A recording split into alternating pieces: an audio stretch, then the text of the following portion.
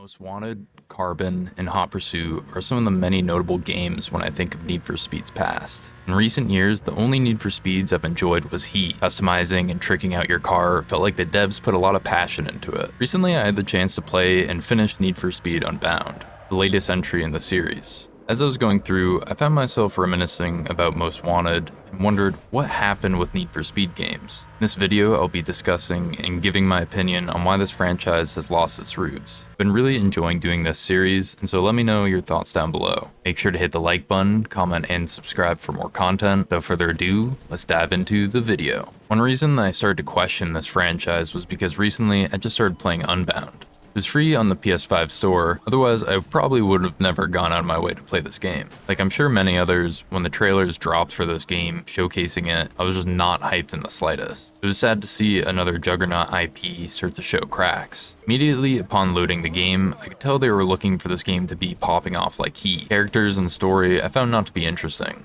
There was the main character, Rydell. Some of the other side characters, I just found it not to be that captivating, especially when compared to Most Wanted or Carbon. Everything to some degree has its politics in it, and this game shoves it down your throat. That's all I'll say on that. Strangely, there were difficulty settings when starting the game. Because I've been playing racing games for many years, I felt confident in selecting the hardest option. I felt that I would be able to complete it and was curious to see how challenging it was. Strangely, it was actually really tough, more so in frustrating ways. As much as I enjoyed Heat, quite disliked that game and this game's non-existent pursuit breakers. With that in mind, cops are so aggressive that early in the campaign, I found myself getting in close calls more often than not. Like in Heat, I had to find a few cheese spots or, like a highway run or something, just so I could actually get past. One example is the sewer pipes. It always seemed good to take them down. I think the worst offender is that it's just not as good as many of the other racing games. Many people would get way more out of their time replaying Most Wanted. It pales in comparison to that in the Burnout games. While there are many terrible things about Unbound, the game also did have some cool things that I enjoyed. First was the meetup for events. While it did take away the immersion each time seeing the cartoon characters, it was interesting to think about all these people meeting up. Next was the takeover events. While it was strange seeing A$AP Rocky in the game,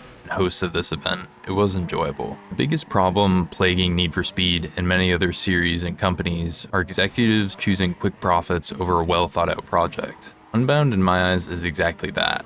At least they hoped it would have been more successful. The reason this franchise and many others have slowly been going downhill is higher ups at these companies being way out of touch with reality, alongside the greed that spawns from them. Now, not all companies are like this. Many smaller teams that make indie games really have passion and drive for their games. Need for Speed devs may or may not have passion for these games, especially since all the major talent from the Most Wanted days are long gone. But I question whether it's the higher ups' interference, major reworks during development, or some other thing that led to what we got. Make an analogy, Most Wanted is like BO2 for the COD series. Now Unbound is the equivalent to BO7. I don't think Unbound massively strays as far as BO7 did, definitely doesn't have that Need for Speed feel. Carbon, while it does have a short campaign, felt way more memorable than any of Unbound's story. One reason that modern Need for Speed has been failing is because of the stories. 2015's story I quite enjoyed, though the handling made the game not super fun to play. Heat was amazing, Payback was mediocre, and Unbound was laughably bad. While I rated them on their own merits, compared to Most Wanted or Carbon, I'd rather play those since the classics in this case are the best. Most Wanted and Unbound are quite opposites regarding the story. Most Wanted has a few cutscenes at the beginning, and there's mostly just a few text messages or phone calls from there on out. Unbound just bombards the player with cutscenes and dialogue interactions. I did enjoy a few lines here and there, but a majority of them felt forced, not funny, and weren't interesting in the slightest. Within the story, the biggest problem with these modern Need for Speed games is that the antagonist never seems to be an actual villain, or at least not as menacing and as terrifying as Razor or Darius. Everything seems Weenie Hut Jr. compared to Carbon and Most Wanted. While it makes sense with them wanting to open the game up to more people, it does also hinder the story a bit. Another major problem plaguing Need for Speed games, not having an iconic car for the players to get excited about. This kind of goes hand in hand with the story. It's just an absolute crime that they haven't found out a cool car that the average Joe wants. Even to this day, many people who haven't played Need for Speed Most Wanted will recognize the car because of how famous the game made it. I think one of the funniest examples of the devs trying to make a cool iconic car is in Heat. That Polestar just looks nasty with the two wings, not in a good way. Compared to the other supercars, it accelerated slower and didn't have as fast of a top speed. It also looked like someone threw up on the car. Those were some dark times indeed. Another issue that really started to become obvious as the years went on was the identity crisis. Need for Speed doesn't know what it wants to be anymore. Back in the golden era, Underground, Most Wanted, Carbon, the series had a clear direction. Street racing, at night, illegal vibes, you versus the city, you versus the cops, you versus the blacklist. Felt grounded but intense. Now Burnout, that's another thing.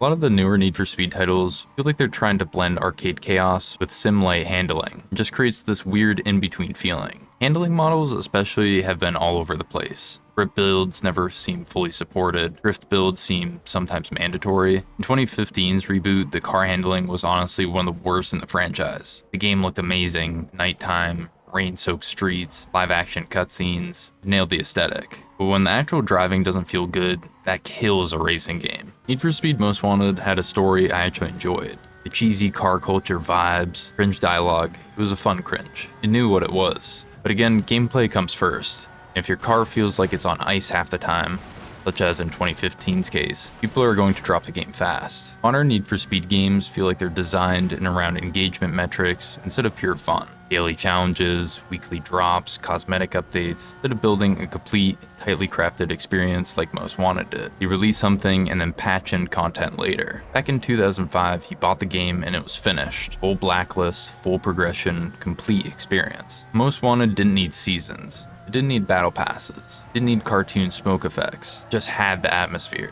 That's another thing, atmosphere. Most Wanted had this gritty, almost industrial tone, that piss yellow filter, the heavy metal soundtrack, the police chatter escalating as your heat level rose, feeling when you hit heat level 5 and the music kicks in, it's just pure adrenaline. Rockport felt dangerous. Compare that to Unbound's map. Colorful, it's flashy, it's trying to be stylish, but it doesn't feel threatening. And that's really what happened with Need for Speed. It lost its identity chasing trends, chased cinematic experiences, chased live service models, chased monetization systems over substance, instead of doubling down on what made it great.